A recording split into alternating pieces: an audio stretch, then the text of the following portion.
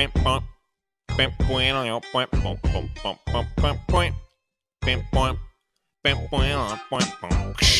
I have your attention, please? Will the real Cellar Jams please stand up? Will the real Cellar Jams please stand up? We're gonna have a problem here. Yo, Cellar Jammies, welcome back to the show. Today, I know I say this a lot. I probably said this at least 3 times by now, but I have a friend who's an actual friend. You know, in this business, we all like to say, we're all friends. It's my friend Joe, my friend Bob. Well, Paul is my real friend. We're actually really friends. We didn't see each other once at a conference. We've known each other for 4 years, been helping each other out, giving each other advice, using each other's services. We used to have a mastermind together with a couple other close buddies. And I took the time to actually ask him about his story today. And I've already heard this many times. Paul speaks about his very inspiring personal story on stage a lot. He's also very known in the industry for being the licensing guy, quote unquote. He's seen extremely powerful results from licensing and had amazing success from licensing. And we got the chance to really dig in and hear his personal story. And Paul is amazing. I mean, he grew his business from 0 to 5 million in just a couple of years. And when I say a couple, I mean really like a couple. He is a very inspiring character. His business is unique, innovative, fills a great niche, and he found his own way to build defensible IP, which is pretty rare in this industry, especially with players, especially opportunistic, sellers. Nothing against that, but it's a little bit less defensible. Using licensing, Paul created a very defensible business that I think he's going to end up selling someday for a lot of cash. So, guys, enjoy this episode with my buddy, Paul Miller. Let's jam! We've got Paul on the line here, Paul Miller. Paul and I have actually been friends for a couple of years. We were in a group together called Zon Squad back in the day where we shared resources with one another, and we would meet up at conferences and hang out and stuff like that. And I've had the unique pleasure of kind of seeing firsthand Paul's story and Paul's ascent, and it's quite inspiring and quite compelling story. I know you've told it a bunch of times, Paul, but welcome on, and stoked to chat with you here and hear this story. Thanks, Chris. Man, I'm so honored to be on here, and congratulations on everything that you've done, Judolaunch and Cellar Jams. It's just so cool to watch you as well. Thanks, bro. Yeah, I think both of us suffer from some level of ADD because every time I talk to you, you're like exploring a new avenue. But I mean, the beautiful thing is, like, I think if you do have the execution, as long as you're not chasing every shiny object and you're kind of scientific about, testing what works and what doesn't, it actually becomes somewhat of a strength if you're, really solid on execution as well. It's when you start a lot of things, but you don't finish a lot of things where you really get into trouble. I totally agree. The challenge is staying focused half the time. Yeah, dude. And actually, I remember back when you were helping with you were on the team of Private Label Podcast with Kevin. That's right. And yeah, and I remember thinking at that time, I was like, what a cool experience to be part of a part of some kind of group that puts you in touch with a bunch of great people doing great things in the industry. And I remember thinking of that at that time, and now, here we are with the Cellar Jams podcast. And, I think subconsciously I was probably inspired, all the way back from when I joined you guys to do the first interview on Private Label Podcast. Yeah, well, one of the things that I'm sure we're going to talk about was a direct result of that time in podcasting. I had made a contact with someone who gave me the advice to get started in licensing. Nice. Okay, great. Yeah, and that is the meat and potatoes of what we really need to cover here, because that's you're already becoming known for that. I know when your name comes up in conversations with sellers, people that don't know you, I have had people say to me, "Oh, like the licensing guy." Already. And I'm like, the licensing guy, like, wow, that's, I know Paul is a lot more than that, but I think yeah, it's funny. I think you're already kind of getting a reputation for that. And it's probably because of kind of the drastic impact it's had. But yeah, let's dig into that. Take us back a little bit. I know you've told this story a million times. I've certainly heard it from you, on speeches on stage that you've done, like when we linked up in Hong Kong last time we hung out, and so on. But give us a little rundown of how you got into the biz in the first place, and then we could talk about the licensing stuff. Sure thing. I discovered licensing about a year and a half into my brand, and I'd be happy to tell you about that and how it's just been a really amazing growth story based on that. So I share my brand with everybody, and it's called Cozy Phones, COZYPHONES. You can go to cozyphones.com and check it out. In fact, they're a great way to listen to a podcast, especially if you're laying down. It's a soft, comfortable headband headphone with speakers that go right over your ears, so you can fall asleep in them. We have sports versions, and then we have versions for kids.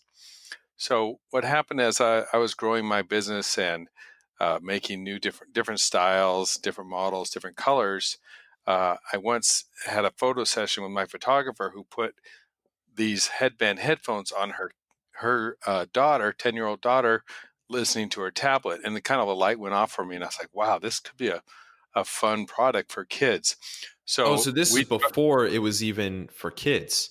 This oh yeah, was I started when it out was just a completely headband with headphone. adult sleeping headphones. Yep. Gotcha. Okay. Yeah, that was my first product. So this cozy phones for kids, Well, and tell the us, license product. before we get to that, the kids and the licensing. Give us a quick rundown, even just a 20,000 foot perspective on Okay. how and why you started the brand in the first place, and where All you right. were at then. Sure thing. So in 2015, and that's probably the same year that we met, I'm pretty sure, Yeah. I was actually a 3-store restaurant franchisee. And things were not going great for me, honestly. I had been struggling for the last few years keeping these restaurants open, and I was looking for a plan B. So I took a course on how to sell on Amazon. I'm kind of a geek at heart, so that seemed to really appeal to me. And so, as I was kind of winding down the last one of my restaurants, I was taking this course. And then I had an event that happened that kind of forced me out of the restaurant business. I got injured. I broke my collarbone, wasn't able to work. So I focused all my time and energy on getting to know Amazon. And that's kind of when we met in Zon Squad. And I just spent all my time developing this product, which was I actually tried a couple little products. One fun example was paper popcorn bags. They were just like movie bags, movie popcorn bags that nobody else was selling in small quantities. I tried that for a while, and that proved the model to me that would work. Eventually, that kind of Oh, got so those saturated. sold. Oh yeah, they sold, man. Oh, It wow. was amazing.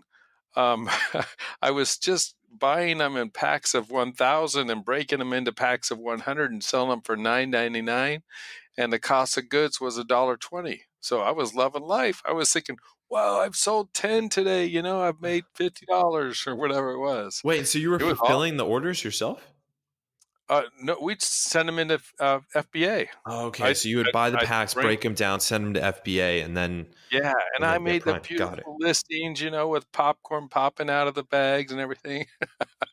It was awesome. Wow. It was a great way to get started. It really, I learned a lot about how to do an Amazon listing, how to make it look good, write good copy, and all that. So, um, That was I kind knew of the that wasn't. golden days when it was like Yeah. you really could at that time you really there was a lot of people who would just basically go to like BJ's and like Yep. buy a bunch of stuff and then list it. It was just retail arbitrage. It was like a whole I mean, I'm not in touch with that world, but I'm pretty sure it's completely dead. I don't think there's any way to succeed or make I any think kind of it's money very doing that. saturated too, and eventually that people saw what I was doing, they found the same supplier that I was getting the popcorn bags from, Mm. it got saturated, and then finally, in the end, the supplier of the bags took over the listing and kicked everybody off. Ah, okay. So that was But game by over that for them. time, yeah, by that time, I was well on my way, uh, with Cozy Phones, so that was fine. I was happy to give up that business. Right on. So, I built the business with the adult headphones, both for sleeping and activities, running, and things like that, for about, I think it was about 9 months or so when I had the idea to do them for the kids. So once, again, we had that photo shoot and had that idea for doing a character headband headphone for kids, I had my daughter, who's an artist, do up a design, and she did a green frog. Was my first ever product. I had my manufacturer make a small quantity of them. I put them on Amazon uh, with my top selling sleep headphones as a variation of the adult ones, and they took off right away because parents could get it immediately. If you see, small kids with earbuds or regular headphones, you get the idea that this is something that's going to be comfortable for them, and they won't struggle with. They go to sleep in the car. They're safe Stays on their because they're head. volume limited, stays on their head, right? And there was just tremendous feedback right away. Wow, this is the most amazing invention I've ever seen. My kids love them. And I was like, wow, we're really onto something. We made our own more variations. I make And your daughter different was colors, doing all the designs? a lot of them. She was doing a lot of them. So she's actually Cool. this year, she's in her second year of art school. Oh, um, right on. but at the Okay. time she was still in high school. And so she was doing, she did the frog, the panda, a few others, a cat. And I have also had some outside designers do unicorn and different variations, right? So I'm doing this series of super cute animals and getting all this feedback. The business is growing rapidly. And I'm just thinking all the time, wow, what can I do to grow and protect this business? Because I know all these other Amazon sellers are sharks out there. They're going to copy me, right? It's dog eat dog. Eh, Yeah. It's dog eat dog, brother. And so I was like, what can I do? So I'm calling people in my network, and one of them was a podcast guest for Kevin. And I said, hey, his name is Mark Hirsch. I said, Mark, here's the deal. I've got this great product that's growing fast. Um, I want to protect it. Do you have any ideas for me? I wasn't sure if I should take an investor on, what I should do.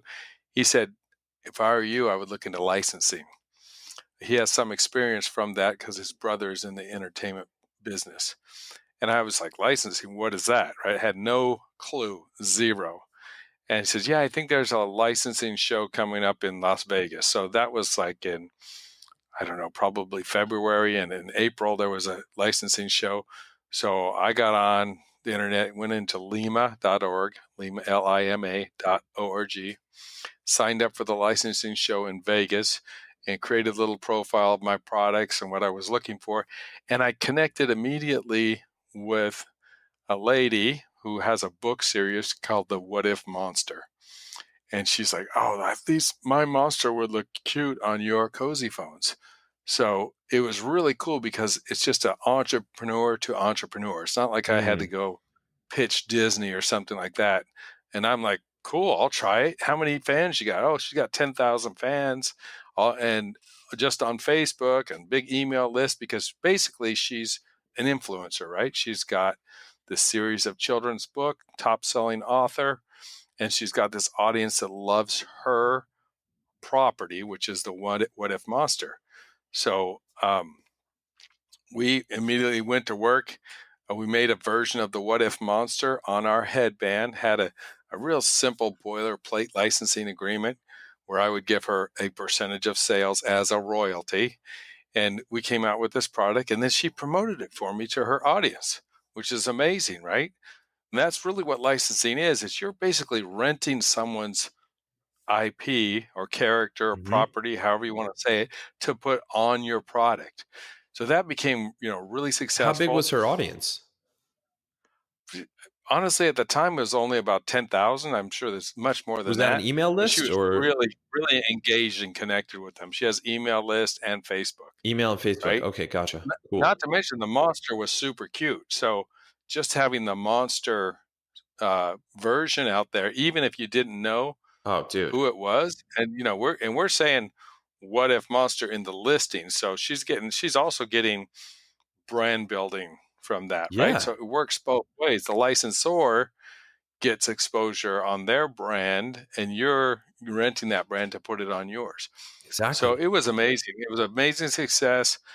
I went out to the licensing show.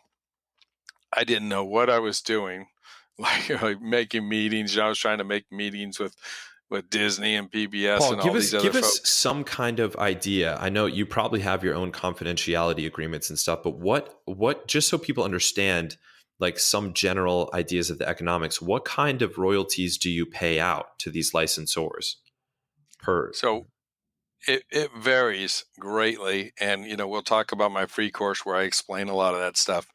But the it can vary from 5% of sales to 15% of And that's sales, retail, and like that what it sales. retails for? No, not necessarily. You can have different royalties for different categories. So you could Ah. have a royalty for retail, a royalty for wholesale. FOB China can be a different royalty Say rate. you're selling them Everything's on negotiable, Amazon and you're selling these licensed products on Amazon. right? Is So it that would a direct to consumer rate, yeah. right? So would that be a lower And rate? so normally, yes, because it's a higher dollar value, Okay. right? So that'd be more in the So 5 to you're 10 like, range. yeah, if somebody had a wholesale rate and a direct to consumer rate, then you might say the wholesale rate might be 10%, your Mhm. direct to consumer rate might be 5%. Got it. Got Because it. you're getting, say it's a $20 product, they're going to pay 5% on 20 for direct to consumer, and they might pay 10% on 10 at wholesale. That's, you know, uh, it ranges obviously, but that's a kind of a good way to think And then about it. what are their obligations besides letting you put their name and their, their content and their branding on the product itself and the packaging?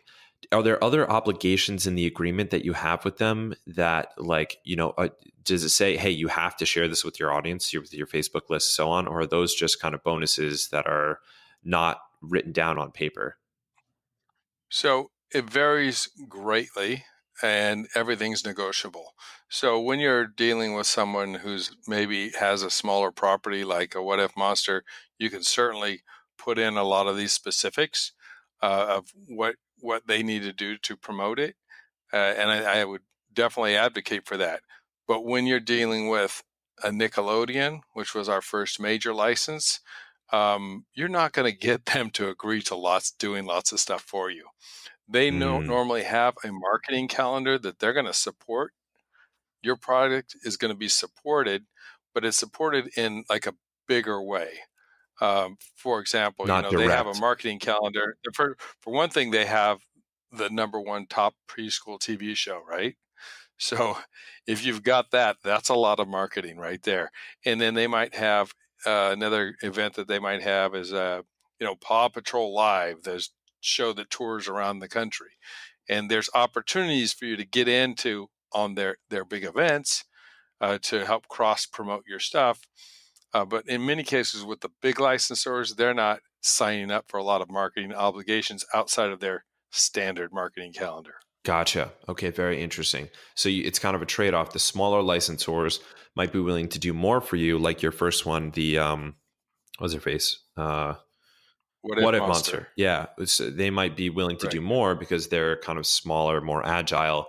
Whereas the bigger ones that attract bigger attention, they kind of set the rules, and it's It's more of a canned, yeah, yeah, it's a canned program. I get it. Remember, a licensor at that level, Disney, Nickelodeon, Warner Brothers, whoever it is, their their licensing objectives are obviously they want to generate revenue from royalties, but a big part of their licensing objective is just brand building and having their their brands out on some of the best products in the market. Oh yeah, that's a really good point. That it's a lot Yeah, more meta. they want you to walk down the aisle of Walmart and see a wall of Paw Patrol, products, whether it Right. be toys or cozy phones or, attire, The apparel. incentive is different. They exactly, yeah, Wow. and so that's something I was gonna get into with you. Another advantage of licensing is that you are aligning yourself with a product in some cases. In the case of Paw Patrol and Nickelodeon, another license of ours is Teenage Mutant Ninja Turtles, which you probably remember from your Oh, childhood, dude, I right? loved it. I could sing the whole song. Teenage Mutant Ninja Ca Turtles, Teenage Mutant Ninja Turtles. We're the world's most fearsome fighting teens. We're heroes in a Sweet. half shell and we're green. When the evil shredder attacks, these turtle boys don't cut him no slack. Teenage Mutant. Dude, I could keep going. You're making I podcast could go history on right and on, now. dude. I have the whole thing. I've watched this so many times as a kid. I have the whole song memorized. I only have one thing to say to that.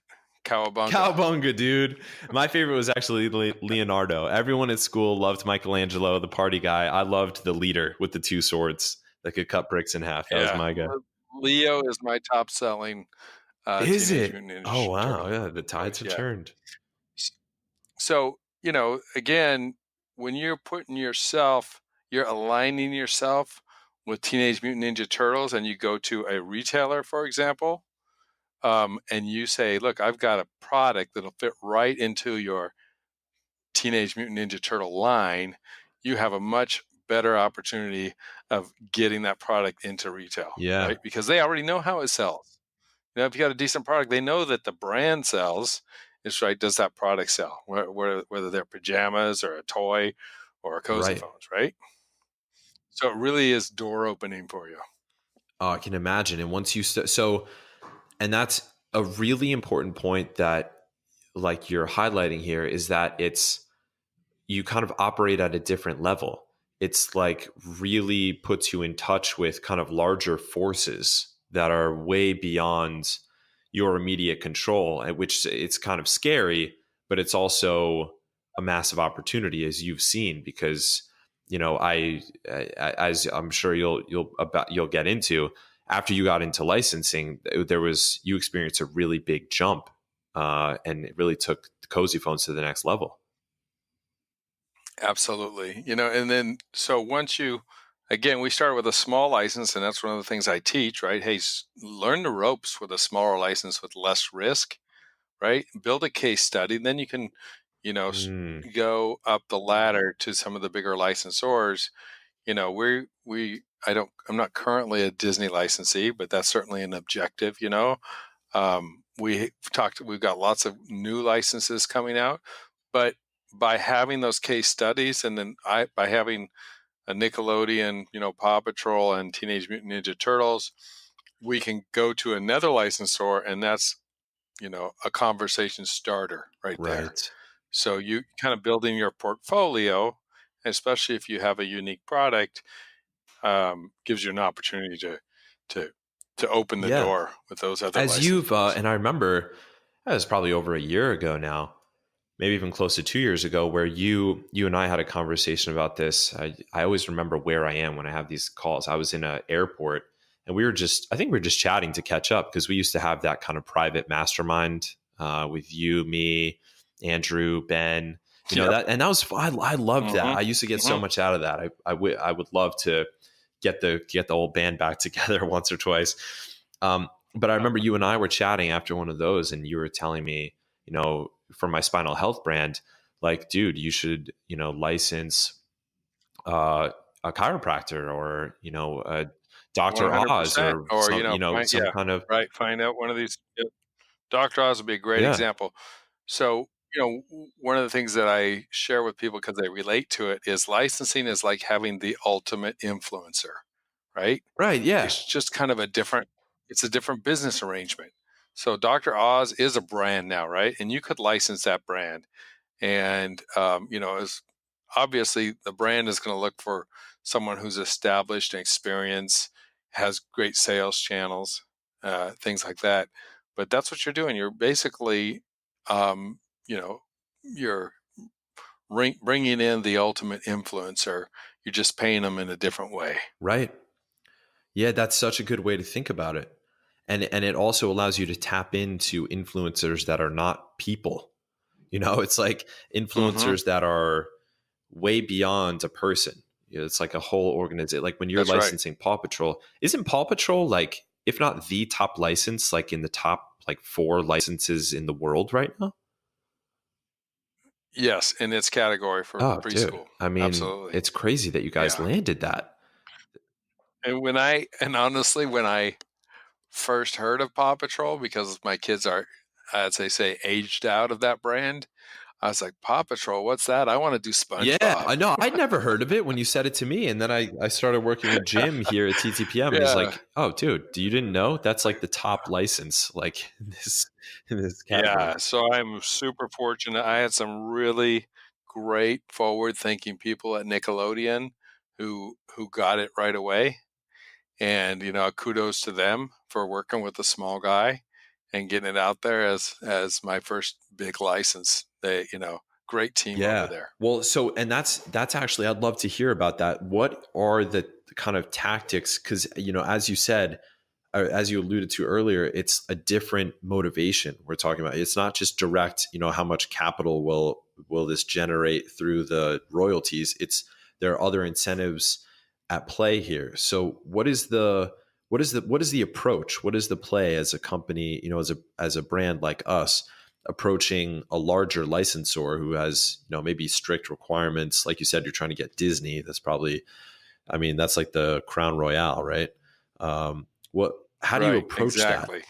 I Well, I think you have to approach it the in understanding what the licensor is looking for, right? What are their goals? So their goal, is brand building, distribution, unique product, royalties. So you really have to pitch it based on what they're looking for. And it's going to be hard if you're in a very established category, and I'll use the old oven mitts. It's going to be really hard to go to, let's say, a top cooking brand or something like that and license that, because they've already got partners in that niche. But if you have a unique mm, product, and I'll tell you, you can think about this in a lot of different ways, and you can be very creative about it too. For example, my director of licensing, who was formerly at Pokemon, actually helped us to negotiate our Pokemon deal. She helped me do a presentation for a group of sellers, and one of the examples that she used that you wouldn't think of is Crayola colored fingernail polish. Right? oh, oh my If you're god, fingernail that's so polish, creative. if you're think, right, if you're a fingernail polish manufacturer, you're probably not thinking of Crayola as a licensing partner. So you think out of the box, and that was really cool. Another one that she talked about was like a Minnie Mouse compact for cosmetics, right? It's just the silhouette of Minnie Mouse, right? So there's lots of things that can make great licenses that aren't necessarily perfectly, like in your face. Like another in your face item would be like if you're an umbrella manufacturer, obviously you can do Disney princess umbrellas or NFL umbrellas or something like that. But then you might also think of something else might be a camo pattern, right? If you're a hunter, maybe you want one of these special camo patterns that they have out there that you can actually license a camo pattern, What? believe it or not. Yeah. Oh, yeah. Camo, mossy No oak. way. Look it up. It's like a huge multi-million-dollar camo pattern brand. Yep. Holy So cow. there's those kind of things. You can license artwork. Maybe you want to make the classics in umbrellas, right? Mona Hmm. Lisa or whatever, right? So you can license artwork to put on your stuff. There's tons of ways to approach licensing. And again, you don't have to just be daunted by, wow, I can't do this, the huge Disney or whatever. When you go, if you go to the licensing show, and there's a lot of ways to find the licensors besides the licensing show. If you go there, it's just like any show. You got all the main big ones there in the middle, Disney and Nickelodeon and everybody else. And you also have, don't forget, this isn't strictly related to kids entertainment. I talk about that because that's the bulk of licensing, is in the kids entertainment section, but there's sports and there's all kinds of things. In fact, a good friend of mine who's, Do you say his the name is bulk Rick of licensing Cesari, is in the kids entertainment? Yeah. is in kids Wow, really? entertainment. Yes, that's Is the, it like more than yeah. half, or is it like Yeah, I would say more than half of the licensing industry is focused wow? on entertainment. That is fascinating. Hmm. Okay. Yeah. Uh, but to give you another example, a good friend of mine who's part of our course, his name is Rick Cesari, and he's the guy behind the George Foreman Grill. So he Oh, was whoa. marketing yeah, his story. He was marketing what started out as a taco maker, believe it or not. And then he and his partners, who were helping to market this Mhm. household appliance, had the idea of partnering with George Foreman and making it the lean mean grilling machine. And that's a license. If you look on almost any product that has a license on it, like a George Foreman grill, turn it over, find the little tag on there somewhere that says manufactured by, that's the licensee. George Foreman, in this case, is the Mhm. licensor. So you can go way outside of entertainment. I mean, who would have Honestly, thought dude, about that? that is I'm the going to most hire George random thing Foreman to make, ever, but it just took off like right? I never would have. If somebody pitched that to me, I'd be like, "Bro, are you serious? No, we're not doing that." But it was one of that's an iconic story. I mean, that's like I feel like George Foreman is like, I mean, Absolutely. the word grill goes after George Foreman's name now. Like that's what he'll go down in history as more about the grill. Absolutely. Yeah. So Rick tells that story and he's got a bunch more, but those are kind of some unlikely things you don't think about. Another fun one, my daughter got it for Christmas, is the waffle maker. You've got she didn't get the Star Wars waffle maker. She got the PBS art guy. Come on, give me his PBS. name. Oh, are you talking about Bob? Bob. The guy who paints. Bob. What's his name? Yeah, Bob yeah. She got Ross. a Bob Ross waffle maker. What? What the heck, dude? Yes, you can get it. That's a license. Somebody licensed Bob Ross to put it on a Oh waffle my maker. god. So she's making Bob Ross This is your waffles. daughter? Yes, Wow, what a crazy. she's making the waffles. She's a consumer. She Right, didn't have right, anything to do with the Bob right. Ross waffle maker. But that appealed to her because she loves Bob Ross. How random is that though? So This is the thing I would never yeah, think of. it's a different way of thinking when you start thinking about So is licensing. there I'm you alluded to your course a bit, and I do want to hear about that because I think honestly this is something that is really potentially game changing, for people in this industry.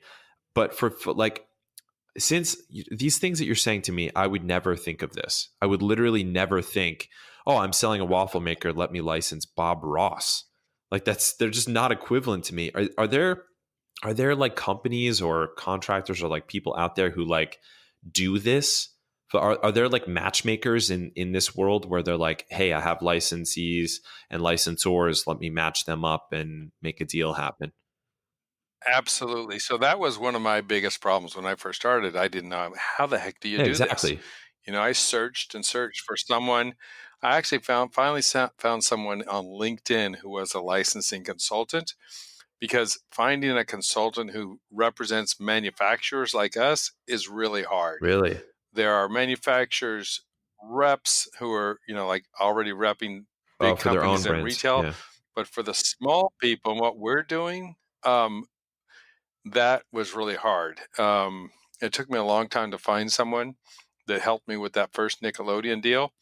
Now that I'm in the business, I have someone who's is basically on retainer with me as my director of licensing, and she knows everybody in Ah, the industry. But there are resources, including going to the licensing show.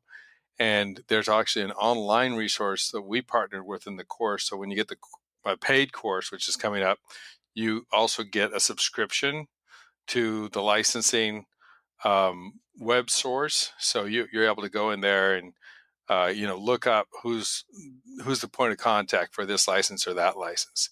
So because there's in a big company like Disney or something, there's consumer products, there's outdoors, there's electronics, there's apparel, and there's a different person for every licensing category. okay. So you really got Yeah, to I get dig you. in So it's there, industry but specific. So you that can person get that you found on LinkedIn, that would not help somebody who would just happen to be listening to this podcast right now and wants to, explore this themselves. no, they absolutely Oh, might okay. be able Would you to. mind sharing their link It depends. You want to for find us somebody to that put kind in the of show knows. notes? Uh, yeah, I'll absolutely do Awesome. that with you. Yeah, I no, don't no, have no. it For right the now, show so I'll notes, give yeah. it to you for the show notes. One of the things that we do as part of the free course is we give people access to our Facebook group. And then you have access to my director of licensing, Karen, who can also help Very people cool. out, right? Who is it? Yeah. So that's kind of part, and that's part of our free course. So that's cool. If somebody wants to, you know, get into our group and get in touch with Karen, I would absolutely be happy to put them Cool. in touch with Tell us, her. tell us, tell us about the free And that's kind of resource. our agreement There's because, that's you know, something anybody can okay, do. Yeah. What is cool. that? So, as I hang out with sellers all the time. I'm asked to speak all the time, and I tell the story about licensing, and people are like, Paul, when are you going to do a course? So I finally put together a 3-video free course just talking about the stuff that we're talking about. That is what a license is, what are the terms of a license, you know, the different restrictions, what's a minimum guarantee, what's an advance, what are some samples of the licensing royalties, how it's structured, what the development process looks like, because it's very different from our development process for product development, and much more. That's actually 3 short Uh-huh. videos, and that's at nextlevellicensing.com. So you can We'll add that sign to the up for show that at notes for folks that want to nextlevellicensing.com. to explore that. Thanks. And all you got to do is give your email address, go through the course. Love your feedback. That'd be great. And of course, I'm going to put you on my email list and, try to remarket our paid course to those folks and give them, offer the full course, which is going to be 27 modules. It's got interviews with my director of licensing in it, the creator of Pokemon. We got Rick Cesari from George Foreman Grill, top level people in the licensing industry, as well as access to the licensing database. So, that's going to be, it's not live yet. It should be live within the next 60 or 90 days. Okay. And it's going to be a lot of fun to put out there. And so then we'll connect that community again. If somebody needs further resources after that, I don't do licensing. I'm happy to talk to people and give them ideas about licensing. But I'll definitely refer them off to a consultant when they get ready to actually try to That's execute the awesome, man. I license. love that you put this together. This is part and parcel of what I was saying in the beginning of this, where I don't know where you find the time, dude. It's like there's like 5 of you. The fact that you could do this is amazing. Yeah, it's challenging. I mean, I love it. You Oh, can no tell I'm doubt. passionate about it. I'm excited. Don't know if you're going, but I'm going to be speaking at the Prosper Show Yes, in March. That's another link we should throw in there, absolutely. um, because that's an amazing conference. I Are you was going? planning. I was just speaking to what's his name, the founder of it. James? Yeah, James. Yeah, James. James Yeah, I was just Thompson? speaking to Yep. James Hmm. about presenting there, but it was way too late when by the time we finally got connected and we finally got introduced. Yeah, he books it. He books it. Oh He yeah, runs a great show, really good show, very locked in, and he books way out in advance. But there are some fabulous yeah. speakers there and lots of topics. And for anybody who's interested, I highly suggest Yeah, I that. haven't finally decided yet, Yeah, it but should be a very good because show. I'm going to be speaking at this conference. It's a seller conference for Europe in Prague, run by I think our Mm-hmm. mutual friend Mm-hmm. Augustus. Um, I believe you've chatted with him as well. Yeah. Yes. So I hmm don't. What are the dates of it? I just had well, Let's do let's it. put it in Yeah. the show notes because otherwise Yeah, I'd have to because pull it up. I'm gonna try to make Yeah. it. Hopefully, we'll be able to link up there. But yeah, so dude, we're almost at the end here. We got a lot of awesome resources here. Check the show notes on this one, guys, because there's a lot here. We're gonna have the link to the actual consultant that Paul himself used, the links to next level licensing, and the free resources that Paul has been kind enough to put together. I actually, Paul, I'd be fascinated to do an episode sometime in the future, about your foray into this education space, online education, because that must have been its own like learning curve and its Yeah. own journey. It sounds I'm fascinated by that as well, and I'd love Yeah. to hear about your adventures in that space somewhere down the road. Well, let's see if Right, I'm I was going to say successful this at will it be down first. the road once there's a story to actually be told. Right. But Right. So I am teaming up with the guys at amazingfreedom.com, just to give them a plug. That's Leron Hirschkorn and Andy Slamans. So they run a great Amazon course. So, I don't teach Amazon, but when I find somebody who has a great course and has experienced sellers, that's obviously the yeah. perfect audience for us. So we'll be teaming up with those guys to help launch the course. Since I'm really not an internet marketer, I got the knowledge, but I got to figure out how to get it to No, I'm the always consumer. in favor of that. I just had a meeting of that kind this morning, actually. If there is a way to do it without building it yourself, do that. I'm always in favor of that. If there's somebody who's already built it, there's no need to reinvent the wheel. You don't need to try to build your own, audience if you can link up and align interests with somebody who already has it. Do more of what you're good at. So, yeah. 100%.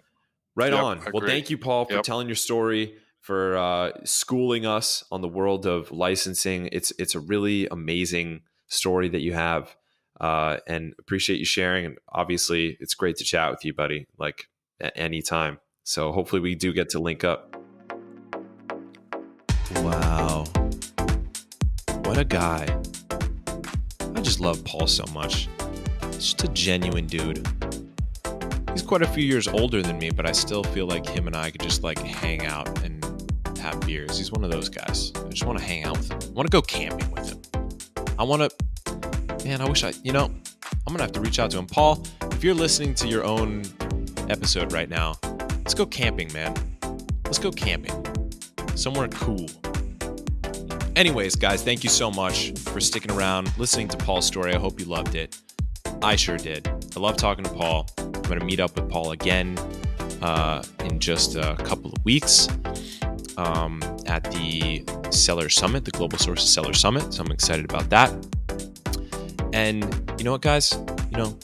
Again, we're a small tribe here. We're still at the point where there's not that many guys listening to this podcast yet. Unless you're listening to this in the freaking future, in which case we're probably the top podcast on iTunes in all categories. Yeah, that's my vision. But anyways, as for now, we're still a small tribe.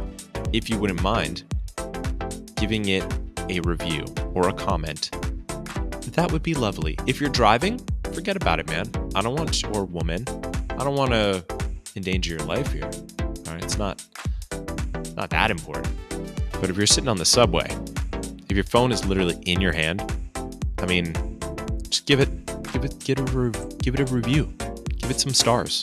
Give it 5 stars if you feel like it, or 4 stars, or 1 star if you really hate it. If you hate my guts, at least I hear about it. But the point is, I want to hear from you guys. Love you guys. Thank you for listening. See you next time on Seller Jams.